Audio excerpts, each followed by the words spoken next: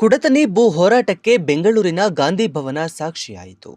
ಭೂಮಿ ಕಳೆದುಕೊಂಡ ರೈತರಿಗೆ ನ್ಯಾಯ ಕೊಡಿಸುವಂತೆ ಒತ್ತಾಯಿಸಿ ನಡೆದ ಹಕ್ಕೊತ್ತಾಯ ಸಭೆಯಲ್ಲಿ ನಿವೃತ್ತ ಸುಪ್ರೀಂ ಕೋರ್ಟ್ ನ್ಯಾಯಮೂರ್ತಿ ಜಸ್ಟಿಸ್ ವಿ ಗೋಪಾಲಗೌಡ ಸರ್ಕಾರ ಮತ್ತು ಕಂಪನಿಗಳ ವಿರುದ್ಧ ತೀವ್ರ ವಾಗ್ದಾಳಿ ನಡೆಸಿದರು. ಕೈಗಾರಿಕೆ ಉದ್ಯೋಗದ ಭರವಸೆ ನೀಡಿ ರೈತರ ಭೂಮಿ ಕಿತ್ತುಕೊಳ್ಳಲಾಗಿದೆ. ಆದರೆ ಭರವಸೆಗಳು ಈಡೇರಿಲ್ಲ. ಸುಮಾರು 5,000 ಕುಟುಂಬಗಳ ಬದುಕು ಬೀದಿಗೆ ಬಿದ್ದಿದೆ. ಇದು ರೈತರಿಗೆ ಎಸಗಿದ ಮಹಾ ಮೋಸ ಎಂದು ಅವರು ಆರೋಪಿಸಿದರು. ಕುಡತನಿ ಪ್ರದೇಶದ ಭೂ ಸಂತ್ರಸ್ತರ ಹೋರಾಟ ಸಮಿತಿ, ಕರ್ನಾಟಕ ಪ್ರಾಂತ ರೈತ ಸಂಘ, ಸಿಐಟಿಯು, ದಲಿತ ಹಾಗೂ ಕನ್ನಡ ಪರ ಸಂಘಟನೆಗಳ ಆಶ್ರಯದಲ್ಲಿ ನಡೆದ ಸಭೆಯಲ್ಲಿ 100ಕ್ಕೂ ಹೆಚ್ಚು ರೈತರು ಭಾಗವಹಿಸಿ ತಮ್ಮ ಹೋರಾಟವನ್ನು ತೀವ್ರಗೊಳಿಸುವ ಎಚ್ಚರಿಕೆ ನೀಡಿದರು. ಭೂ ಸ್ವಾಧೀನದ ಪ್ರಕ್ರಿಯೆ 2010 ಮತ್ತು 2011ರಲ್ಲಿ ನಡೆದಿದೆ. ಕರ್ನಾಟಕ ಕೈಗಾರಿಕಾ ಅಭಿವೃದ್ಧಿ ಕಾಯ್ದೆ 66ರಲ್ಲಿ ಈ ಪ್ರಕ್ರಿಯೆ ನಡೆದಿದೆ. ಪ್ರಕ್ರಿಯೆ ಮುಗಿದಿದೆ. ಆದರೆ ಜಮೀನುಗಳೆಲ್ಲ ಕೂಡ ನಿಮ್ಮ ಸ್ವಾಧೀನದಲ್ಲಿವೆ. ನಿಮ್ಮ ಹೋರಾಟ ಚಾರಿತ್ರಿಕವಾಗಿರ್ತಕ್ಕಂಥ ಹೋರಾಟ ಅಂತ ಹೇಳಿದೆ. ಕಾರಣ ಎಂದರೆ ಇಡೀ ದೇಶದಲ್ಲಿ ಇಷ್ಟು ದಿವಸಗಳ ಹೋರಾಟ, ಮುಷ್ಕರ, ಧರಣಿ, ಸರ್ಕಾರದ ಮುಖ್ಯಮಂತ್ರಿಗಳಿಗೆ, ಸಂಬಂಧಪಟ್ಟ ಮಂತ್ರಿಗಳಿಗೆ, ಅಧಿಕಾರಿಗಳಿಗೆ ನಿಮ್ಮ ಅಹವಾಲನ್ನೆಲ್ಲ ಕೊಟ್ಟರೂ ಕೂಡ ನಿಮಗೆ ಜಯ ಸಿಗಲಿಲ್ಲ. 1337 ದಿವಸಗಳು ಹೋರಾಟ ಮಾಡ್ಕೊಂಡು ಬರ್ತಾ ಇದ್ದೀರಿ. ಇದು ಏನು ತೋರಿಸುತ್ತೆ ಅಂತ ಹೇಳಿದ್ರೆ ನಿಮಗೆ ಅಗಾಧವಾದ ಶಕ್ತಿ, ನಂಬಿಕೆ ಇದೆಲ್ಲ ಇದೆ ಅಂತ ತೋರಿಸ್ತದೆ. ಈ ರೀತಿ ಹೋರಾಟ ಮಾಡಬೇಕಾಗ್ತದೆ. ಸ್ವತಂತ್ರ ಬರಬೇಕಾದ್ರೂ ಕೂಡ ದಶಕಗಳು ಗಟ್ಟಲೆ ಬ್ರಿಟಿಷರ ಮೇಲೆ ನಮ್ಮ ರೈತರು, ಕೃಷಿ ಕಾರ್ಮಿಕರು, ಉಪಾಧ್ಯಾಯರು, ಬುದ್ಧಿಜೀವಿಗಳು, ವಕೀಲರು ಎಲ್ಲರೂ ಹೋರಾಟ ಮಾಡಿದ್ದರಿಂದ ದೇಶಕ್ಕೆ ಸ್ವತಂತ್ರ ಬಂದಿದೆ. ನಿಜವಾದ ಸ್ವತಂತ್ರ ಬಂದಿದೆ ಅಂದರೆ ಸ್ವತಂತ್ರ ಬರಲಿಲ್ಲ. ಪ್ರಜಾಪ್ರಭುತ್ವದ ರಾಷ್ಟ್ರ ನಮ್ಮದು. 5 ವರ್ಷಕ್ಕೊಮ್ಮೆ ಮತ್ತು ನೀವೆಲ್ಲ ನಿಮ್ಮ ಮತ ಕೊಟ್ಟು ನಿಮ್ಮ ಪ್ರತಿನಿಧಿಗಳನ್ನೆಲ್ಲ ಸಂಸತ್ತಿಗೆ ಕಳಿಸ್ತೀರಿ, ವಿಧಾನಸಭೆಗಳಿಗೆ ಕಳಿಸ್ತೀರಿ, ಗ್ರಾಮ ಪಂಚಾಯತಿಗೆ ಕಳಿಸ್ತೀರಿ. ಆದರೆ ನಿಮ್ಮ ಪರ ಯಾರೂ ನಿಲ್ಲುವುದಿಲ್ಲ. ಯಾಕೆ ಗೊತ್ತಾ? ನಿಮ್ಮನ್ನು ಅವರು ಪ್ರತಿನಿಧಿಸುವುದೇ ಇಲ್ಲ. ಆದ್ದರಿಂದ ಇದೆಲ್ಲ ತಲೆಯಲ್ಲಿ ಇಟ್ಕೋಬೇಕಾಗಿದೆ. ನೀವು ಚುನಾವಣೆ ಬಂದಾಗ ಯಾರು ನಿಮ್ಮವರು, ಯಾರು ನಿಮ್ಮ ಪ್ರತಿನಿಧಿಗಳನ್ನ ಆರಿಸಬೇಕು ಅಂತ. ಜವಾಬ್ದಾರಿಯುತವಾಗಿರ್ತಕ್ಕಂಥ ಸರ್ಕಾರಗಳು ಮಾಡ್ತಕ್ಕಂಥ ಕೆಲಸ ಅಲ್ಲ ಇದು. ನಿಮಗೆ ಅಷ್ಟೋ ಇಷ್ಟೋ ನ್ಯಾಯಾಲಯ ನಿಮ್ಮ ನೆರವಿಗೆ ಬಂದಿದೆ. 35 ಲಕ್ಷ ರೂಪಾಯಿ ಒಂದು ಎಕರೆಗೆ ಕೊಡಬೇಕು ಅಂತ ಹೇಳಿ ಬಳ್ಳಾರಿ ಜಿಲ್ಲೆಯ ಸಿವಿಲ್ ಜಡ್ಜ್ ಸೀನಿಯರ್ ಡಿವಿಷನ್ ಮಾಡಿರ್ತಕ್ಕಂಥ ಅವಾರ್ಡನ್ನು ಸುಪ್ರೀಂ ಕೋರ್ಟ್ನವರು ತಿಳಿದಿದ್ದಾರೆ. ಅದಕ್ಕೆ ಕೆಲವರಿಗೆ ಮಾತ್ರ ಪರಿಹಾರ ಸಿಕ್ಕಿದೆ, ಕೆಲವರಿಗೆ ಪರಿಹಾರಕ್ಕೆ ಹೋಗಲೇ ಇಲ್ಲ. ನೀವು ಈ ರೀತಿಯ ವಾತಾವರಣ ಭಾರತ ದೇಶದ ಪ್ರಜಾಪ್ರಭುತ್ವ ವ್ಯವಸ್ಥೆಯಲ್ಲಿ ಇದೆ ಅಂತ ಹೇಳಿದ್ರೆ ಆಶ್ಚರ್ಯ ಆಗ್ತದೆ. ನಾವೆಲ್ಲ ಭಾಷಣ ಮಾಡ್ಕೊಂಡು ಹೋಗ್ತೀವಿ, ನಮ್ಮ ನ್ಯಾಯಮೂರ್ತಿಗಳು ಭಾಷಣ ಮಾಡ್ತಾರೆ. ರಾಜಕಾರಣಿಗಳಂತೂ ಚುನಾವಣೆ ಬಂದಾಗ ನಿಮ್ಮ ಪರ ನಾವಿರ್ತೀವಿ, ನಮಗೆ ಮತ ಕೊಡಿ ಅಂತೇಳಿ ಮೋಸದಿಂದ ಮತ ಪಡೀತಾರೆ, ವಿಧಾನಸಭೆಗೆ ಬರ್ತಾರೆ, ಸಂಸತ್ತಿಗೆ ಹೋಗ್ತಾರೆ, ಮಂತ್ರಿಮಂಡಲ ರಚನೆ ಮಾಡ್ತಾರೆ. ನಿಮ್ಮ ಕ್ಷೇಮಾಭಿವೃದ್ಧಿಯ ಬಗ್ಗೆ ಯೋಚನೆಯೇ ಮಾಡೋದಿಲ್ಲ. ಅವರೇನು ನಿಮಗೇನು ಕೊಡಬೇಕಾಗಿಲ್ಲ, ಕೊಡ್ತಾ ಇಲ್ಲ. ಅವರು ಏನು ಕೊಡ್ತಾ ಇಲ್ಲ ನಿಮಗೆ. ನಿಮ್ಮ ಬೇಡಿಕೆ ಯಾವುದನ್ನು ಪರಿಹಾರ ಕೊಡೋದಿಲ್ಲ ಅವರು. ರೈತರು ಬೆಳೀತಕ್ಕಂಥ ಬೆಲೆಗೆ ಬೆಲೆನೇ ಇಲ್ಲ, ಮಾರ್ಕೆಟೇ ಇಲ್ಲ. ನಾವು ಬೆಳೆಯನ್ನು ಬೆಳೆದು ನಮ್ಮ ಸಂಸಾರಗಳೆಲ್ಲ ನಾವೇನೇ ನೀಗಿಸ್ತೀವಿ ಅಂತ ಹೇಳಿ ನೀವು ನಿಮ್ಮ ಜಮೀನು 1 ಎಕರೆನೋ 1/2 ಎಕರೆನೋ 10 ಎಕರೆನೋ ಎಷ್ಟೋ ಇದ್ದರೆ ಅದನ್ನು ಕಸಿದುಕೊಳ್ತಕ್ಕಂಥ ಒಂದು ಹುನ್ನಾರ ಎಲ್ಲ ಸರ್ಕಾರಕ್ಕೂ, ಅದು ಕಾಂಗ್ರೆಸ್ ಸರ್ಕಾರ ಬರಲಿ, NDA ಸರ್ಕಾರ ಬರಲಿ, ಇದು ಸತತವಾಗಿ ಮಾಡಿಕೊಂಡು ಇಡೀ ದೇಶದ ಉದ್ದಕ್ಕೂ, ವಿಶೇಷವಾಗಿ ಕರ್ನಾಟಕ ರಾಜ್ಯದಲ್ಲಿ ಹೆಚ್ಚಿಗೆ ಇತ್ತೀಚಿನ ದಿವಸಗಳಲ್ಲಿ ಈ ಉದ್ದಿಮೆದಾರರ ಪರವಾಗಿ ಸರ್ಕಾರಗಳು ನೀತಿಗಳು ಕೈಗಾರಿಕಾ ಅಭಿವೃದ್ಧಿ ಅಂತ ಹೆಸರಿನಲ್ಲಿ ಜಮೀನನ್ನು ವಶಪಡಿಸ್ಕೊಂಡು ರಿಯಲ್ ಎಸ್ಟೇಟು ನಡೀತಾ ಇದೆ. ಇದು ವಾಸ್ತವ ಅಂಶ. ಇದನ್ನು ನಮ್ಮ ನ್ಯಾಯಾಲಯದವ್ರಿಗೆ ಸರಿಯಾಗಿ ಅರ್ಥೈಸಬೇಕಾಗಿದೆ. 2010-11 ನೋಟಿಫಿಕೇಷನಲ್ಲಿ ಆರ್ಸೆಲ್ ಮಿಟ್ಟಲ್ ಅವರು ಮತ್ತು ಇನ್ನೊಂದು ಕಂಪನಿ ಯಾವುದಪ್ಪ ಅಂತ ಹೇಳಿದ್ರೆ NMDC ಮತ್ತು ಬ್ರಾಹ್ಮಣಿ ಕಂಪನಿಗಳಿಗೆ ನೋಟಿಫಿಕೇಷನಲ್ಲಿ ನಮೂದಿಸಿದ್ದಾರೆ. ಯಾವ ಕಂಪನಿಗಳು ಪ್ರಾರಂಭ ಆಗಲೇ ಇಲ್ಲ ಅಂದರೆ ಏನರ್ಥ?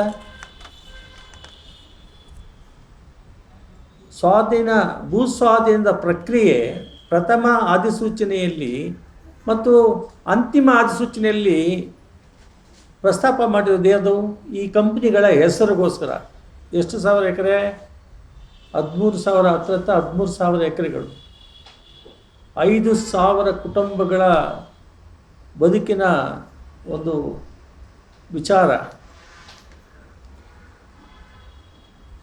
ಜವಾಬ್ದಾರಿತವಾಗಿರ್ತಕ್ಕಂಥ ಸರ್ಕಾರ ತೀರ್ಮಾನ ತೆಗೆದುಕೊಂಡು ಈ ಕಂಪನಿಗಳಿಗೋಸ್ಕರ ನಾವು ಭೂಸ್ವಾಧೀನ ಮಾಡಿದ್ದೀವಿ, ಭೂಸ್ವಾಧೀನದ ಪ್ರತಿಫಲದಾರರು ಮುಂದೆ ಬರಲಿಲ್ಲ, ಕೈಗಾರಿಕೆಗಳು ಸ್ಥಾಪನೆ ಮಾಡಲಿಲ್ಲ, ಆದ್ದರಿಂದ ನಾವು ನಿಮ್ಮ ಜಮೀನನ್ನು ನಿಮಗೆ ಬಿಟ್ಟುಕೊಡ್ತೀವಿ ಅಂತೇಳಿ ಕಾಯ್ದೆ ಒಳಗಡೆ ಒಂದು ನೋಟಿಫಿಕೇಷನ್ನ ಕೊಟ್ಟಿದ್ದರೆ ಇಷ್ಟೊತ್ತಿಗೆ ಯಾರು ಅವನ್ನ ಪ್ರಶ್ನೆ ಮಾಡೋಕ್ಕೆ ಆಗ್ತಾನೆ ಇರಲಿಲ್ಲ. ಅದರ ಬದಲು 15-16 ವರ್ಷಗಳ ತದನಂತರ ಈ ಕೈಗಾರಿಕೆ ಉದ್ದಿಮೆದಾರರು ಕೈಗಾರಿಕೆಗಳನ್ನು ಪ್ರಾರಂಭ ಮಾಡದೇನೆ ಯಾವ ಉದ್ದೇಶಕ್ಕಾಗಿ ಭೂ ಸ್ವಾಧೀನದ ಪ್ರಕ್ರಿಯೆ ನಡೆದಿದೆಯೋ ಅದಕ್ಕೆ ಕೊಡದೇನೆ, ಕೈಗಾರಿಕೆಗಳು ಸ್ಥಾಪನೆ ಮಾಡದೇನೆ ನಿಮಗೆಲ್ಲ ಆಶ್ವಾಸನೆ ನೀಡಿ ನಿಮ್ಮ ಮಕ್ಕಳಿಗೆ ಉದ್ಯೋಗ ಕೊಡ್ತೀವಿ ಅಂತ ಹೇಳಿದ ಮಾತನ್ನು ವಂಚನೆ ಮಾಡಿ ಪರಿಹಾರ ಹಣ ಕೊಡಲಿಲ್ಲ. ಮತ್ತು ಕನ್ಸೆಂಟ್ ಅವಾರ್ಡು, ನಿಮ್ಮ ಒಪ್ಪಿಗೆಯ ಒಂದು ಐತೀರ್ಪು ಅಂತ ಹೇಳಿ ಸುಳ್ಳು ದಾಖಲೆಗಳಿಲ್ದೇ, ಅದಕ್ಕೆ ಇರ್ತಕ್ಕಂಥ ಪ್ರಕ್ರಿಯೆಯನ್ನು ಸರಿಯಾಗಿ ಮಾಡ್ದೇನೆ ಕಾನೂನು ಬಾಹಿರವಾಗಿ ಕೈಗಾರಿಕೆ ಅಭಿವೃದ್ಧಿಯ ಅಧಿಕಾರಿಗಳು, ಅದಕ್ಕೆ ಕುಮ್ಮಕ್ಕು ರಾಜ್ಯ ಸರ್ಕಾರದ ಅಧಿಕಾರಿಗಳು, ರಾಜಕಾರಣಿಗಳು ಸೇರಿಕೊಂಡು ನಿಮಗೆ ಭಾಳ ಮೋಸ ಮಾಡಿದ್ದಾರೆ. ನಿಮ್ಮ ಹೋರಾಟ ನಿಲ್ಲಿಸಬಾರ್ದು. ನಿಮ್ಮ ಹೋರಾಟಕ್ಕೆ ಜಯ ಸಿಗುತ್ತೆ. ಬ್ರಿಟಿಷ್ನೆಲ್ಲ ಹೊರದೋಡಿಸಿದ್ವಿ ನಾವು. ಯಾಕೆ? ಹೋರಾಟದ ಮುಖಾಂತರ. ನೀವು ಯಾರೆಲ್ಲ ಸ್ವಾಧೀನದಲ್ಲಿದ್ದೀರಿ ನಿಮ್ಮ ಜಮೀನುಗಳನ್ನು ಬಿಟ್ಕೊಡ್ಬೇಡಿ. ನಿಮ್ಮ ಭೂಮಿ ಅದು, ನಿಮ್ಮ ಬದುಕದು. ಪರಿಹಾರ ಯಾವ ರೀತಿ ಕೊಡಬೇಕು ಅಂತೇಳಿ ಕಾಯ್ದೆಯಲ್ಲಿ ಸ್ಪಷ್ಟವಾಗಿ ಸ್ಪಷ್ಟೀಕರಿಸಿದ್ದಾರೆ. 1894 ಭೂ ಸ್ವಾಧೀನದ ಕಾಯ್ದೆ ಬ್ರಿಟಿಷರ ಕಾಲದಲ್ಲಿ ಮಾಡಿದಿರ್ತಕ್ಕಂಥ ಕಾಯ್ದೆ. 2013 UPA ಸರ್ಕಾರ ಬಂದಾಗ ದೇಶದಾದ್ಯಂತ ಈ ಭೂ ಸ್ವಾಧೀನದ ಪ್ರಕ್ರಿಯೆ ಕ್ರಮಬದ್ಧವಾಗಿ ನಡೀತಿಲ್ಲ, ರೈತರಿಗೆ ಅನ್ಯಾಯ ಆಗ್ತಾ ಇದೆ ಅಂತ ಹೇಳಿ 2013 ಆ 1894 ಕಾಯ್ದೆಯನ್ನು ತೆಗೆದಾಕಿ 2013 ಕಾಯ್ದೆಯನ್ನು ತಂದರು. 2013 ಕಾಯ್ದೆ ನಿಮಗೆ ಅನ್ವಯ ಆಗ್ತದೆ. ಪರಿಹಾರ ಹಣನ ನಿಗದಿಪಡಿಸೋಕ್ಕೆ ಮಾರ್ಕೆಟ್ ವ್ಯಾಲ್ಯೂ ಅಂತ. ಮಾರ್ಕೆಟ್ ವ್ಯಾಲ್ಯೂ ಯಾವ ರೀತಿ ತೀರ್ಮಾನ ಮಾಡಬೇಕು ಅಂತೇಳಿ ಎಲ್ಲ ಅಂಶಗಳು ಆ ಕಾನೂನಿನಲ್ಲಿ ಸ್ಪಷ್ಟವಾಗಿ 23 ಕಲಂನಲ್ಲಿ 2013 ಕಾಯ್ದೆಯಲ್ಲಿ ಇದೆ. ಏನೂ ಮಾಡಲಿಲ್ಲ. ತಪ್ಪು ಮಾಡಿರ್ತಕ್ಕಂಥದ್ದು ಕೈಗಾರಿಕೆ ಭೂ ಸ್ವಾಧೀನದ ಅಧಿಕಾರಿ ಮತ್ತು ಕೈಗಾರಿಕೆಯ ಅಧಿಕಾರಿಗಳು, ನೀವಲ್ಲ. ಕಾನೂನಿನ ಉಲ್ಲಂಘನೆ ಮಾಡಿರೋದು ಅವರು. ಕೈಗಾರಿಕಾ ಅಭಿವೃದ್ಧಿ ಮಂಡಳಿಯ ಭೂ ಸ್ವಾಧೀನದ ಅಧಿಕಾರಿ ಮತ್ತು ಅವರ ಅಧಿಕಾರಿಗಳು ಇದಕ್ಕೆ ಕುಮ್ಮಕ್ಕು ನಿದ್ರೆ ಮಾಡಿಕೊಂಡಿದೆ ಸರ್ಕಾರದವರು.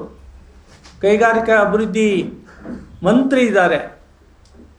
ಆ ಮಂತ್ರಿಗೆ ನೀವು ಎಷ್ಟು ಸಲ ಹೋಗಿ ನಿಮ್ಮ ಮನವಿಗಳನ್ನು ಕೊಟ್ಟು ನಿಮ್ಮ ಧರಣಿಗಳನ್ನು ಗಮನಕ್ಕೆ ಸೆಳೆದು ಸತತವಾಗಿ ಬಸವರಾಜ್ ಅವರು ಹೇಳಿದ್ರಲ್ಲ, ಎಲ್ಲ ಮುಖ್ಯಮಂತ್ರಿಗಳ ಹತ್ರ ಹೋಗಿ ಅವರಿಗೆಲ್ಲ ಹೇಳಿ, ಮಾಜಿ ಮುಖ್ಯಮಂತ್ರಿ ಸಿದ್ದರಾಮಯ್ಯನವರು 2019ರಲ್ಲಿ 2022ರಲ್ಲಿ ನಿಮಗೆ ಆಶ್ವಾಸನೆಯನ್ನು ನೀಡಿದರು. ಆಶ್ವಾಸನೆಯನ್ನು ಈಡೇರಿಸಲಿಲ್ಲ. ಆದ್ದರಿಂದ ನೀವೆಲ್ಲರೂ ಕೂಡ ಇನ್ನೂ ಹೋರಾಟದ ಹಾದಿಯಲ್ಲಿದ್ದೀರಿ. ಮಾರ್ಕೆಟ್ ವ್ಯಾಲ್ಯೂ ಇವಾಗ ಆ ಪ್ರದೇಶಗಳಿಗೆ 1 ಕೋಟಿ ಮೇಲೆ ಇದೆ. ವಿಜಯನಗರ ನಗರಾಭಿವೃದ್ಧಿ ಪ್ರದೇಶ ಒಳಗಡೆ ನಿಮ್ಮ ಜಮೀನುಗಳೆಲ್ಲ ಬರ್ತವೆ.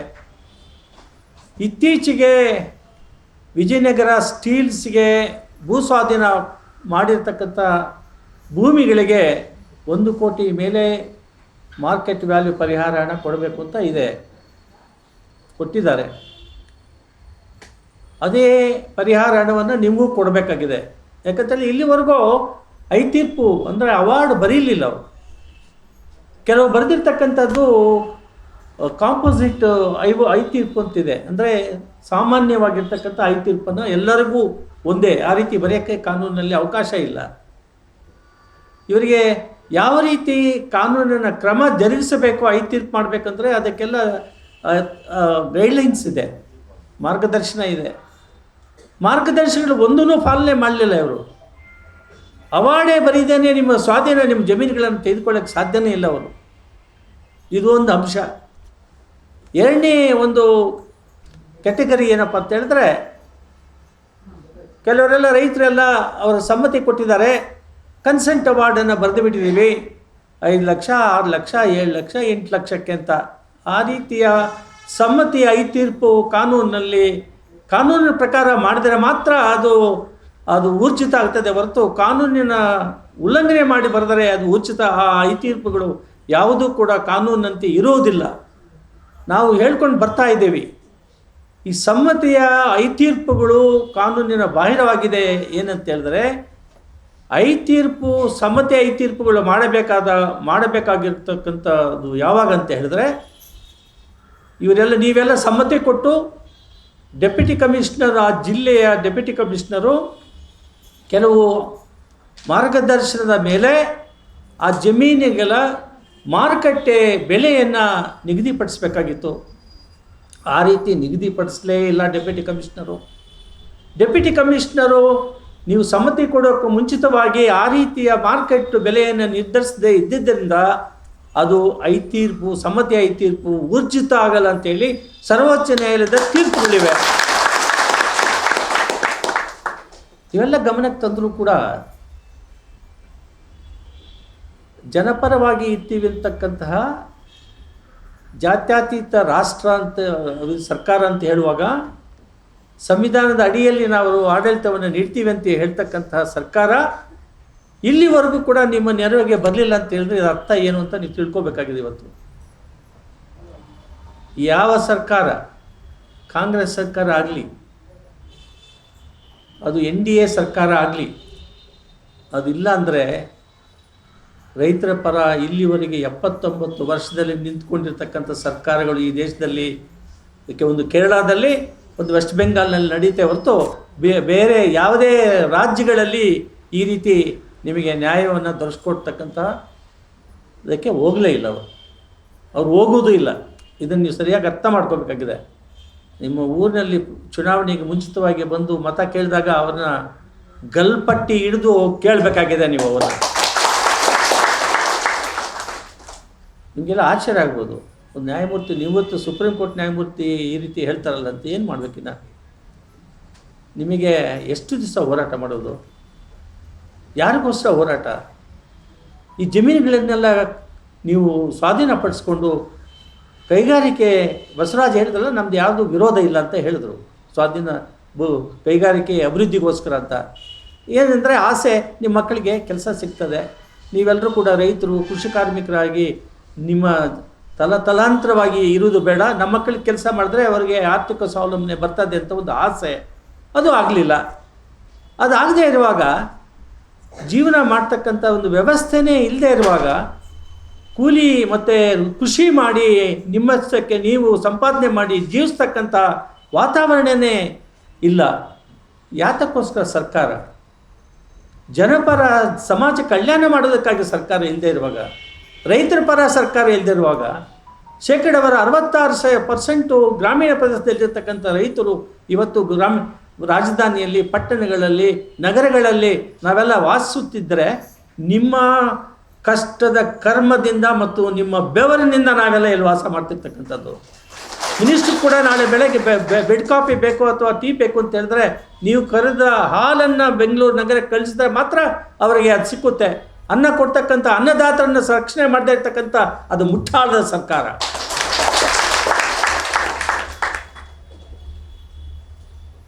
ನಿಮಗೆ ಅಷ್ಟೋ ಇಷ್ಟೋ ನ್ಯಾಯ ಸಿಕ್ಕಿದೆ ಅಂತ ನಾನು ಹೇಳಿದೆ ಸರ್ವೋಚ್ಚ ನ್ಯಾಯಾಲಯದಲ್ಲಿ. ಅದು ಒಳ್ಳೆ ಬೆಂಚ್ ಮುಂದೆ ಹೋಯಿತು, ಬೇರೆಯವ್ರ ಮುಂದೆ ಹೋಗಿದರೆ ನಿಮಗೆ ಭಾಳ ಮೋಸ ಆಗಿರೋದು. ಅವರು ನಮ್ಮಂಥ ಒಬ್ಬ ನ್ಯಾಯಮೂರ್ತಿಯಲ್ಲಿ ಆ ಬೆಂಚಿನಲ್ಲಿ ಇದ್ದಿದ್ದರಿಂದ ನಿಮಗೆ ಅಲ್ಲಿ ಸಿವಿಲ್ ಜಡ್ಜು ರೆಫರೆನ್ಸ್ ಕೋರ್ಟ್ನಲ್ಲಿ ಏನು 38 ಲಕ್ಷ ಕೊಟ್ಟಿದ್ದರು, ಇದೇನು ಇಲ್ಲಿ ಹೈಕೋರ್ಟ್ಗೆ ಬಂದರು, ಹೈಕೋರ್ಟಿಂದ ತಿರುಗಿ ವಾಪಸ್ ಹಾಕಿಸಿದ್ರು, ಆಮೇಲೆ ಸುಪ್ರೀಂ ಕೋರ್ಟ್ಗೆ ಹೋಗಿ ಅದನ್ನೆಲ್ಲ ನಾನು ಅದು ಯಾರೋ ಒಬ್ಬ ಇಂಜಿನಿಯರು ನೀವು ರೈತರಿಗೆ ಮೋಸ ಮಾಡಿ ದುಡ್ಡು ತಗೊಂಡು ಸರಿಯಾಗಿ ಲಾಯರಿಗೆ ಫೀಸ್ ಕೊಡದೆ ಎಲ್ಲ ಮಾಡಿರ್ತಕ್ಕಂಥದ್ದು ನಮ್ಮ ಗಮನಕ್ಕಿದೆ. ಆದರೆ ಆ ರೈತನಿಗೆ ಒಳ್ಳೆಯದಾಯಿತು, ಜೈಲಿಗೆ ಕಳಿಸ್ತೀವಿ ಅಂತ ಹೇಳಿದಾಗ ಈ RC ಮಿಟ್ಟಲ್ ಕಂಪ್ನಿ ಮತ್ತು ಬೇರೆಯವರೆಲ್ಲರೂ ಕೂಡ ಜೈಲಿಗೆ ಹೋಗೋದು ಬೇಡ ಅಂತೇಳಿ ಆ ರೈತರಿಗೆ ಆ ಹಣನ ಕೊಟ್ಟರು. ಅದೇ ರೀತಿ ಅರ್ಜಿಗಳನ್ನು ಬೇರೆ ಅದೇ ಪರಿಹಾರ ಕೊಡಬೇಕು ಅಂತೇಳಿ ಹಾಕ್ಸಿದ್ರು, ಅವ್ರಿಗೂ ಕೂಡ ಪರಿಹಾರ ಸಿಕ್ಕಿದೆ. ಇನ್ನೂ ಯಾರು ಹಾಕಿಲ್ಲ ಅವರೆಲ್ಲ ಹಾಕ್ಬೋದು ಅಂತೇಳಿ ನಾನು ಬಸವರಾಜು ಮತ್ತು ನಮ್ಮ ಸತ್ಯ ಬಂದಾಗ ನಾನು ನನ್ನ ಕಚೇರಿಯಲ್ಲಿ ಹೇಳಿದ್ದೀನಿ. ಅವರು ಪಾಪ ಈ ರೀತಿ ಹೋರಾಟ, ನಿಮ್ಮನ್ನು ಬೆಂಗಳೂರಿಗೆ ಕರ್ಕೊಂಬರೋದು, ಈ ರೀತಿ ಸಮಾರಂಭಗಳನ್ನು ಮಾಡೋದು ಅದೇ ಭಾಳ ಕಷ್ಟದ ಕೆಲಸ ಇದು. ನೀವೆಲ್ಲ ಬೆಂಗಳೂರಿಗೆ ಬರಬೇಕಂದ್ರೆ KSRTCನಲ್ಲಿ ಬಸ್ನಲ್ಲಿ ಬಂದಿದ್ದರೆ ಉಚಿತವಾಗಿದೆ. ಇದೊಂದು ಸರ್ಕಾರ ಮಾಡಿದೆಯಪ್ಪ, ಅದು ನಾಚಿಕೆಗೆಟ್ಟ ಸರ್ಕಾರ ಇದು. ಬರೀ ಏನು ಬಸ್ನಲ್ಲಿ ಟ್ರಾವೆಲ್ ಮಾಡಿಬಿಟ್ರೆ ನಿಮ್ಗೆ ಜೀವನ ಆಗ್ತದ? ಒಂದು ಮನೆಗೆ 2,000 ರೂಪಾಯಿ ಕೊಟ್ಬಿಟ್ರೆ ಜೀವನ ಆಗ್ತದ ನಿಮಗೆ? ಏನಿದು? 29 ವರ್ಷದ ಸ್ವತಂತ್ರ ಭಾರತದ ಪ್ರಭುತ್ವದಲ್ಲಿ ಸರ್ಕಾರಗಳು, ಮಂತ್ರಿಮಂಡಲ, ಕೇಂದ್ರ ಭಾರತ ಸರ್ಕಾರ ಇವೆಲ್ಲ ನೀವು ಮತ ಕೊಟ್ಟರೆ ತಾನೇ ಅವರೆಲ್ಲ ರಚನೆ ಮಾಡೋದು. ಅವರು ಸರ್ಕಾರಗಳು ನೀವು ಮತ ಕೊಟ್ಟದ್ಮೇಲೆ ನಿಮ್ಮನ್ನೇ ಮರೆತು ಬಿಟ್ಟಿದ್ದಾರಲ್ಲ, ಏನು ಮಾಡಬೇಕು ಇದಕ್ಕೆ? ಅದಕ್ಕೆ ಸರಿಯಾದ ಬುದ್ಧಿ ಕಲಿಸಬೇಕು ನೀವು. ಆದ್ದರಿಂದ ನಿಮ್ಮ ಹೋರಾಟ ಭಾಳ ಒಗ್ಗಟ್ಟಿನಿಂದ ನಡೀತಾ ಇದೆ, ನಡ್ಕೊಂಡು ಹೋಗಬೇಕಾಗಿದೆ. 15 ವರ್ಷ ಭೂಮಿ ಸ್ವಾಧೀನಪಡಿಸ್ಕೊಂಡು ಹೆಂಗೆ ಭೂ ಸ್ವಾಧೀನಪಡಿಸ್ಕೊಳ್ತೀರಿ ನೀವು? ಐತೀರ್ಪೇ ಸರಿ ಇಲ್ಲ, ಅವಾರ್ಡೇ ಬರೀಲಿಲ್ಲ, ಪರಿಹಾರ ಹಣವನ್ನು ನಿಗದಿನೇ ಪಡಿಸಲಿಲ್ಲ, ಜನರಿಗೆ ಹಣ ಕೊಳ್ಳೇ ಇಲ್ಲ, ಹೆಂಗೆ ಸ್ವಾಧೀನ ತೆಗೆದುಕೊಳ್ತೀರಿ? ಕಾನೂನು ಏನು ಹೇಳ್ತದೆ? ಕಾನೂನು ಹೇಳ್ತದೆ ಐತೀರ್ಪು ಮಾಡಿದ ಮೇಲೆ ಪರಿಹಾರ ಹಣವನ್ನು ಆ ರೈತನಿಗೆ, ಆ ಭೂಮಿ ಒಡೆಯನಿಗೆ ಕೊಡಬೇಕು, ಇಲ್ಲ ಅಂದರೆ ಡಿಪಾಸಿಟ್ ಮಾಡಬೇಕು ಅಂತ. ಆ ರೀತಿ ಮಾಡಿದಾಗ ಮಾತ್ರ ನೀವು ಸ್ವಾಧೀನ ಪಡೆಯೋಕ್ಕೆ ಸಾಧ್ಯತೆ ಇದೆ. ಆ ರೀತಿ ಮಾಡಲೇ ಇಲ್ವಲ್ಲ ಇವರು. ಮಾಡದೇ ಇರುವಾಗ ನಿಮಗೆ ಹೆಂಗೆ ನಿಮ್ಮ ಜಮೀನನ್ನು ಅವರು ಸ್ವಾತಂತ್ರ್ಯದಲ್ಲಿ ಇದ್ದೀವಿ ಅಂತ ಪಹಣಿಯಲ್ಲಿ ರೆವಿನ್ಯೂ ಡಿಪಾರ್ಟ್ಮೆಂಟ್ನವರು ಪಹಣಿಯಲ್ಲಿ ಬರೆಯೋಕ್ಕೆ ಬರ್ತದೆ? ಒಂದು ಕೈಗಾರಿಕೆ ಅಭಿವೃದ್ಧಿಗೋಸ್ಕರ ಭೂ ಸ್ವಾಧೀನ ಪಡೆದ ಮೇಲೆ ಭೂ ಕಂದಾಯದ ಪರಿಮಿತಿ, ಅವರ ವ್ಯಾಪ್ತಿ ಇರುವುದಿಲ್ಲ. ಹಾಗಾದರೆ ಅವ್ರು ಹೆಂಗೆ ಪಹಣಿಗೆ ಅದಕ್ಕೆ ಇರ್ತದೆ? ಅದಕ್ಕೆ ಕಾನೂನಿನಲ್ಲಿ ಅದಕ್ಕೆ ಮನ್ನಣೆ ಇಲ್ಲ. ಭೂ ಪರಿವರ್ತನೆ ಮಾಡದೇನೆ ಸೆಕ್ಷನ್ 3 ಅಪ್ಲಿಕೇಶನ್ ನೋಟಿಫಿಕೇಷನಲ್ಲಿ ಕೊಟ್ಟಿದ್ದಾರೆ. ಕೈಗಾರಿಕಾ ಪ್ರದೇಶ ಅಂತ ಡಿಕ್ಲೇರ್ ಮಾಡ್ದೇನೆ ಪ್ರಥಮ ಅಧಿಸೂಚನೆ, ಅಂತಿಮ ಅಧಿಸೂಚನೆ ಮಾಡೋದಕ್ಕೆ ಸಾಧ್ಯನೇ ಇಲ್ಲ. ಅದು ಮಾಡಿದ್ದು ತಪ್ಪು, ಕಾನೂನಿನ ವಿರೋಧವಾಗಿದೆ. ಕಾರಣ ಏನಂದರೆ town and country planning act 1963ರಲ್ಲಿ ಕಾಂಪ್ರಿಹೆನ್ಸಿವ್ ಡೆವಲಪ್ಮೆಂಟ್ ಪ್ಲಾನ್ ಯೋಜನೆಯಲ್ಲಿ ನಿಮ್ಮೆಲ್ಲ ಜಮೀನುಗಳು ಕೂಡ ಕೃಷಿ ಆಧಾರ, ಕೃಷಿ ಮೇಲೆ ಕೃಷಿ ಭೂಮಿಗಳು ಅಂತ ನಮೂದು ಮಾಡಿದ್ದಾರೆ. ಕೃಷಿ ಭೂಮಿಗಳನ್ನು ಕೈಗಾರಿಕೆಗೆ ಬರೀ ನೋಟಿಫಿಕೇಷನ್ ಕೊಟ್ಟರೆ ಆಗೋದಿಲ್ಲ. ಭೂ ಪರಿವರ್ತನೆ ಅಂದರೆ ಚೇಂಜ್ ಆಫ್ ಲ್ಯಾಂಡ್ ಯೂಸ್ ಅಂತ ಹೇಳಿ 14 ಕಲಂನಲ್ಲಿ ಅವಕಾಶ ಇದೆ. ಅದು ಮಾಡಲೇ ಇಲ್ಲ. ಅದು ಮಾಡ್ದೇ ಕೈಗಾರಿಕೆ ಅಭಿವೃದ್ಧಿ ಪ್ರದೇಶ ಅಂತ ಹೇಳಿ ನೀನು ಹೆಂಗೆ ಕೊಡ್ತೀಯ? ಸರ್ಕಾರಕ್ಕೆ ಎಲ್ಲಿ ಅಧಿಕಾರ ಇದೆ ಕಾಯ್ದೆಯಲ್ಲಿ? ಆ ಪ್ರಕ್ರಿಯೆ ನಡೆಯಲೇ ಇಲ್ಲ. ಕೈಗಾರಿಕಾ ಪ್ರದೇಶ ಅಂತ ಮಾಡ್ಕೊಂಡಿದ್ದೀರಿ. ಸ್ವಾಧೀನ ಪಡೆದೇನೆ ನಾವು ಸ್ವಾಧೀನದಲ್ಲಿದ್ದೀವಿ ಅಂತೇಳಿ ತಪ್ಪು ಬರವಣಿಗೆ ಆರ್ ಟಿ ಸಿ ಅದಕ್ಕೆ ಕಿಮ್ಮತ್ತೇ ಇಲ್ಲ. ಅದಕ್ಕೆ ನಿಮ್ಮ ಜಮೀನುಗಳಲ್ಲೂ ಕೈಗಾರಿಕಾ ಅಭಿವೃದ್ಧಿಗೆ ತಗೊಂಡಾದ ಮೇಲೆ RTC ಭೂ ಕಂದಾಯದ ಜಮೀನು ಅಂತ ಹೇಳಿ ಕೃಷಿ ಭೂಮಿ ಅಂತ ಹಿಂಗೆ ಬರ್ತದೆ. ನಿಮಗೆ ಎಲ್ಲಿ ಬರ್ತದೆ? ಎಲ್ಲಿದೆ ಕಾನೂನು? ಕಂದಾಯದ ಡೆಪ್ಯೂಟಿ ಕಮಿಷನರು ಮೋಸ, ಆ ತಹಸೀಲ್ದಾರು ಲಂಚಕೋರರು.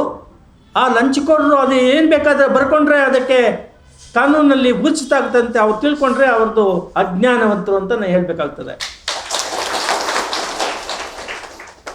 ಆದ್ದರಿಂದ ಆಮೇಲೆ ಯಾವ ಉದ್ದೇಶಕ್ಕಾಗಿ ನೀವು ಭೂ ಸ್ವಾಧೀನದ ಪ್ರಕ್ರಿಯೆ ನೀವು ಮಾಡಿದ್ದೀರಿ ಅದಕ್ಕೆ ಉಪಯೋಗಿಸ್ಬೇಕಾಗಿಲ್ಲ. ಇವಾಗ ಸರ್ವೋಚ್ಚ ನ್ಯಾಯಾಲಯದ ತೀರ್ಪುಗಳಿವೆ, ಅದಕ್ಕೆ ಉಪಯೋಗಿಸ್ಲಿಲ್ಲ ಅಂತ ಹೇಳಿದ್ರೆ ಬೇರೆದಕ್ಕೆ ಉಪಯೋಗಿಸ್ಬೋದು ಅಂತ ತಪ್ಪು ತೀರ್ಪುಗಳು ನಮ್ಮ ಸರ್ವೋಚ್ಚ ನ್ಯಾಯಾಲಯದವರು ಇದ್ರ ಬಗ್ಗೆ ಬರೆದಿದ್ದಾರೆ. ಅದು ಸರಿ ಇಲ್ಲ. ಅದು ಯಾವುದೊಂದು ಹಳೆಯ ಜಮಾನದ 50 ವರ್ಷದಿಂದ ಮಾಡಿರ್ತಕ್ಕಂಥ ಕಾನೂನು ಅದು ಪ್ರಸ್ತುತ ಇಲ್ಲ ಇವಾಗ. ಅದು ಯಾರು ಒಪ್ತಕ್ಕಂಥ ತೀರ್ಪುಗಳಲ್ಲ. ಅವು ಜನಪರ ಇರದೇ ಇರ್ತಕ್ಕಂಥ ತೀರ್ಪುಗಳನ್ನು ಯಾರು ಕೂಡ ಒಪ್ಪುವುದೂ ಇಲ್ಲ, ಅದು ಅನುಷ್ಠಾನಕ್ಕೆ ತರುವುದಕ್ಕೆ ಬಿಡೋದೇ ಇಲ್ಲ ಈ ದೇಶದ ಜನ. ನೀವೇ ಸಾಕ್ಷಿ, ನೀವು ಹೋರಾಟ ಮಾಡ್ತಾ ಇದ್ದೀರಿ, ಇದೇ ಸಾಕ್ಷಿ, ತಿಳ್ಕೊಬೇಕಾಗಿದೆ ನೀವು. ಆದ್ದರಿಂದ ನಿಮ್ಮ ಹೋರಾಟ ಚಾರಿತ್ರಿಕವಾಗಿರ್ತಕ್ಕಂಥ ಹೋರಾಟ, ಕಾನೂನಿನ ಪರವಾಗಿ, ಕಾನೂನು ನಿಮ್ಮ ಪರ ಇದೆ, ಸರ್ವೋಚ್ಚ ನ್ಯಾಯಾಲಯಗಳ ತೀರ್ಪುಗಳು ನಿಮ್ಮ ಪರ ಇದೆ. ಒಂದೇ ಒಂದು ಅಂಶ ಏನಪ್ಪ ಅಂತ ಹೇಳಿದ್ರೆ, ಕೈಗಾರಿಕೆ ಸ್ವಾಧೀನದ ಭೂಮಿಗಳನ್ನು ಆ ಉದ್ದೇಶಕ್ಕಾಗಿ ಉಪಯೋಗಿಸದೆ ಬೇರೆದಕ್ಕೆ ಉಪಯೋಗಿಸ್ಬೋದು ಅಂತ ಇದೆಯಲ್ಲ, ಅದು ಪ್ರಶ್ನೆ ಬರುವುದು ನಿಮ್ಮಿಂದ ಸ್ವಾಧೀನ ಪಡೆದ ಮೇಲೆ. ಸ್ವಾಧೀನನೇ ಇಲ್ಲ ಅವ್ರಿಗೆ. ಕೈಗಾರಿಕಾ ಅಭಿವೃದ್ಧಿ ಅಧಿಕಾರಿಗಳಿಗೆ ಅವಾರ್ಡೇ ಬರಲಿಲ್ಲ, ಭೂ ಸ್ವಾಧೀನ ವಶ ಮಾಡಿಕೊಳ್ಳೋದು ಕ್ರಮನೇ ಇಲ್ಲ ಕಾನೂನಿನಲ್ಲಿ. ಆದ್ದರಿಂದ ನಿಮ್ಮ ಭೂಮಿಗಳು ನಿಮ್ಮ ಸ್ವಾಧೀನದಲ್ಲಿವೆ, ಬೇರೆ ಕಂಪನಿಗೆ ಕೊಟ್ಟಿದ್ದಾರೆ ಅಂತ ತಿಳಿದು ಬಂದಿದೆ. ಅದನ್ನು ಕೂಡ ನ್ಯಾಯಾಲಯದಲ್ಲಿ ಪ್ರಶ್ನಿಸಬೇಕು ಅಂತ ಈಗಾಗಲೇ ನಾನು ಬಸವರಾಜು ಮತ್ತು ನಮ್ಮ ಸತ್ಯ ಮತ್ತು ನಮ್ಮ ಗುರುಶಾಂತಿಗೆ ಈಗಾಗಲೇ ಹೇಳಿದ್ದೀನಿ. ನೀವು ನ್ಯಾಯಾಲಯದ ಆಚೆ ಹೋರಾಟ ಮಾಡಬೇಕು. ನ್ಯಾಯಾಲಯದಲ್ಲಿ ಕೂಡ ಸಂವಿಧಾನಬದ್ಧವಾಗಿ ರಿಟ್ ಅರ್ಜಿಗಳನ್ನು ಹಾಕಿ ಅದನ್ನು ಪ್ರಶ್ನೆ ಮಾಡ್ತಕ್ಕಂಥ ಹಕ್ಕುಗಳು ನಿಮಗಿವೆ. ಅದನ್ನು ಮಾಡ್ತಕ್ಕಂಥದ್ದು ನೀವು ಮಾಡಲೇಬೇಕು ಅಂತ ಈ ಸಂದರ್ಭದಲ್ಲಿ ಹೇಳ್ತಿದ್ದೀನಿ. ನೀವೆಲ್ಲರೂ ಇಷ್ಟು ದಿವಸ ಸತತವಾಗಿ 1337 ದಿವಸಗಳು ಹೋರಾಟ ಮಾಡ್ಕೊಂಡು ಬಂದಿದ್ದೀರಿ. ನಿಮಗೋಸ್ಕರ, ನಿಮ್ಮ ಜಮೀನನ್ನು ರಕ್ಷಣೆ ಮಾಡಿಕೊಳ್ಳೋದಕ್ಕೋಸ್ಕರ, ನಿಮ್ಮ ಕುಟುಂಬದವರ ಜೀವನವನ್ನು ನಡೆಸೋದಕ್ಕೋಸ್ಕರ. ನೀವಿನ್ನೇನು ಸರ್ಕಾರನ ಏನೂ ಕೇಳ್ತಾ ಇಲ್ಲ. ನಿಮಗೆ ಮಾಸಿಕ ಸಂಬಳ ಕೊಡಿ ಅಂತ ಕೇಳ್ತಾ ಇಲ್ಲ. ಇದನ್ನು 2,000 ರೂಪಾಯಿ ಒಂದು ಕುಟುಂಬದ ಹೆಣ್ಣುಮಗಳಿಗೆ ಕೊಡ್ತಾರಂಥದ್ದು ಯಾವುದಕ್ಕೂ ಏನು ಕೆಲಸಕ್ಕೆ ಬರದೇ ಇರೋದು. ಅದೆಲ್ಲ ಸಂವಿಧಾನ ಹೇಳೋದು. ಪ್ರತಿಯೊಬ್ಬ ಮನುಷ್ಯ, ಕುಟುಂಬ ಜೀವಿಸ್ತಕ್ಕಂಥ ಆಧಾರಗಳನ್ನು ಮಾಡ್ತಕ್ಕಂತಹ ಗಾಢವಾದ ಸಂವಿಧಾನಬದ್ಧವಾದ ಜವಾಬ್ದಾರಿ ಸರ್ಕಾರದ ಮೇಲಿದೆ. ಅದು ಮಾಡಲೇ ಇಲ್ಲ 79 ವರ್ಷ ಆದರೂ ಕೂಡ. ನಮ್ಮ ಜಮೀನು ಕಿತ್ಕೊಬೇಡ್ರಯ್ಯ, ಖುಷಿ ಮಾಡಿಕೊಂಡು ನಮ್ಮ ಮಕ್ಕಳು ನಾವು ರಾತ್ರಿ ಹಗಲು ದುಡಿಮೆ ಮಾಡಿ ನಿಮಗೂ ಆಗ್ತೀವಿ, ನಾವು ಜೀವಂತವಾಗಿರ್ತೀವಿ, ಜೀವಿಸ್ತೀವಿ ಅಂತ ಹೇಳಿದ್ರೆ ಅದನ್ನು ಮಾಡೋದಕ್ಕೆ ಬಿಡದೇ ಇರ್ತಕ್ಕಂಥ ಸರ್ಕಾರ ಅದು ಯಾವ ಸರ್ಕಾರ? ಅದು ಬ್ರಿಟಿಷರಿಗಿಂತ ಅನ್ಯಾಯವಾಗಿರ್ತಕ್ಕಂಥ ಸರ್ಕಾರ ಇದು. ಸೊ ನಿಮ್ಮೊಟ್ಟಿಗೆ ಕಾನೂನು ಪ್ರಕಾರ ಉಚ್ಚ ನ್ಯಾಯಾಲಯದಲ್ಲಿ ನಿಮ್ಮ ಜಮೀನುಗಳು ಆರ್ಸೆಲ್ ಮಿಟ್ಟಲ್ ಮತ್ತು ಇನ್ನೊಂದು ಕಂಪನಿ ಯಾವುದು, ಗ್ರಾಮೀಣ ಸ್ಟೀಲ್ಗೆ, NMDCಗೆ ಯಾವ ಕಂಪನಿನೂ ಬಂದಿಲ್ಲ. ಇದನ್ನೆಲ್ಲ ಬೇರೆಯವರಿಗೆ ಕೊಟ್ಟಿರ್ತಕ್ಕಂಥ ಆಜ್ಞೆಯನ್ನು ಅದನ್ನು ಚಾಲೆಂಜ್ ಮಾಡಬೇಕು ಅಂತ ಹೇಳಿದ್ದೀವಿ. ಇವೆಲ್ಲ ಮುಂದೆ ಬಂದರೆ ಅದಕ್ಕೆ ರಿಟ್ ಅರ್ಜಿಯನ್ನು ಹಾಕ್ಬೋದು. ಅದ್ರ ಜೊತೆಗೆ ನೀವು ಯಾರೆಲ್ಲ ಸ್ವಾಧೀನದಲ್ಲಿದ್ದೀರಿ ಸ್ವಾಧೀನ ಬಿಟ್ಕೊಡ್ಬೇಡಿ. ಯಾಕಂದರೆ 5 ತೀರ್ಪುಗಳು ಆಗಿಲ್ಲ. ಸಮ್ಮತಿ 5 ತೀರ್ಪು ಕಾನೂನಿನ ಪ್ರಕಾರವಾಗಿಲ್ಲ. ಸರ್ವೋಚ್ಚ ನ್ಯಾಯಾಲಯದ ತೀರ್ಪುಗಳು ವಿರೋಧವಾಗಿದೆ. ಆದ್ದರಿಂದ ನಿಮ್ಮ ಹೋರಾಟ ಮುಂದುವರಿಲಿ ಅಂತ ಹೇಳಿ, ಮುಂದುವರಿಲಿ ಅಂತ ಯಾಕೆ ಹೇಳ್ತಿದ್ದೀನಿ ಅಂತ ಹೇಳಿದ್ರೆ, ನೀವು ಇಷ್ಟು ಹೋರಾಟ ಮಾಡಿದ್ರೂ ಕೂಡ ಕಣ್ಣೇ ತೆಗಿಲಿಲ್ಲ, ಕಿವಿನೇ ಇಲ್ಲ ಈ ಸರ್ಕಾರಕ್ಕೆ. ಏನು ಮಾಡ್ತೀರಿ? ಸತತವಾಗಿ ನೀವು ಗೆಲ್ಲುವವರು ಕೂಡ ಹೋರಾಟ ಮಾಡ್ತಕ್ಕಂಥದ್ದು ಅವಶ್ಯಕತೆ ಇದೆ ಅಂತ ನನ್ನ ಅಭಿಪ್ರಾಯ. ನೀವೆಲ್ಲರೂ ಕೂಡ ಅಷ್ಟು ದೂರದಿಂದ ಇಲ್ಲಿ ಬಂದಿದ್ದೀರಿ. ಬಳ್ಳಾರಿಯಿಂದ ಇಲ್ಲಿ ಬರಬೇಕಾದ್ರೆ ಭಾಳ ಕಷ್ಟ. ಅದು ಗ್ರಾಮೀಣ ಪ್ರದೇಶದಿಂದ ನಿಮ್ಮಂಥವ್ರಿಗೆ ಇನ್ನೂ ಭಾಳ ಕಷ್ಟ. ಹೆಣ್ಮಕ್ಳು ಭಾಳ ಜನ ಬಂದಿದ್ರಿ ಪಾಪ. ಊಟದ ವ್ಯವಸ್ಥೆ ಇರುವುದಿಲ್ಲ, ಶೌಚಾಲಯಗಳಿಲ್ಲ, ಮತ್ತು ತಂಗುವುದಕ್ಕೆ ಜಾಗ ಇಲ್ಲ. ಮತ್ತು ಈ ಸಂಘಟನೆಯಲ್ಲಿ ನಿಮಗೆಲ್ಲ ದುಡ್ಡು ಕೊಟ್ಟು ಬೆಂಗಳೂರು ನಗರದಲ್ಲಿ ಈ ಗಾಂಧಿ ಭವನದಲ್ಲೇ ಈ ಸಭಾಂಗಣ ಕೊಡಬೇಕಾದ್ರೆ ಅದು ಭಾಳ ಕಷ್ಟದಿಂದ ಕೊಟ್ಟಿರ್ತಾರೆ ಅವರು. ಅದಕ್ಕೆ ಹಣ ಕೊಡಬೇಕು. ನೀವು ಇಲ್ಲಿ ಬಂದಿದ್ದಕ್ಕೆ ನೀವು ಅಲ್ಲಿ ಕೆಲಸ ಬಿಟ್ಟು ಬಂದಿರ್ತೀರಿ. 2 ದಿವಸ ಕೆಲಸ 2,000 ಹಣ ನಿಮಗೆ ನಷ್ಟ ಆಗ್ತದೆ. ಇವೆಲ್ಲ ನಮಗೆ ಅರಿವಿದೆ. ಆದರೂ ಕೂಡ ನೀವು ಬಂದಿದ್ದೀರಿ. ಬಂದಿರೋದು ಛಲ ನಿಮ್ಮಲ್ಲಿದೆ, ಹೋರಾಟದ ಛಲ ಇದೆ. ಅದನ್ನು ಮುಂದುವರಿಸ್ಕೊಂಡು ಹೋಗಿ ಅಂತ ಹೇಳಿ ಈ ಸಂದರ್ಭದಲ್ಲಿ ಹೇಳ್ತೀವಿ. ನಿಮಗೆ ಕಾನೂನಿನಲ್ಲಿ ಏನೆಲ್ಲ ಅವಕಾಶಗಳಿದೆಯೋ ಅದನ್ನೆಲ್ಲ ನಿಮ್ಮ ಪರ ಕೊಡೋದಕ್ಕೆ ನಾವು ಇಲ್ಲಿದ್ದೀವಿ ಅಂತ ಹೇಳಿ ಈ ಮಾತನ್ನು ನಿಮಗೆ ಜಯ ಸಿಗ್ತದೆ. ಯಾವಾಗಂತ ಹೇಳಿದ್ರೆ ನೀವು ಒಗ್ಗಟ್ಟಿನಿಂದ ಇರಬೇಕಾಗಿದೆ. ಅಲ್ಲೋ ಇಲ್ಲೋ ಸ್ವಲ್ಪ ಅಲ್ಲಿ ಸ್ವಲ್ಪ ಇಲ್ಲಿ ಸ್ವಲ್ಪ ಏನಾದರೂ ನಿಮಗೆ ಭಿನ್ನಾಭಿಪ್ರಾಯಗಳನ್ನೆಲ್ಲ ಬದಿಗೊತ್ತಬೇಕಾಗುತ್ತೆ. ಕೆಲವು ಸಲ ಭಾಳ ನಿಮ್ಮನ್ನು ಒಡೆಯೋದಕ್ಕೆ ಜನ ಇರ್ತಾರೆ. ಅಂಥ ಜನರನ್ನು ನಂಬೇಡಿ. ನಿಮ್ಮಷ್ಟಕ್ಕೆ ನೀವೆಲ್ಲರೂ ಒಗ್ಗಟ್ಟಾಗಿ ಹೋರಾಟ ಮಾಡಿ.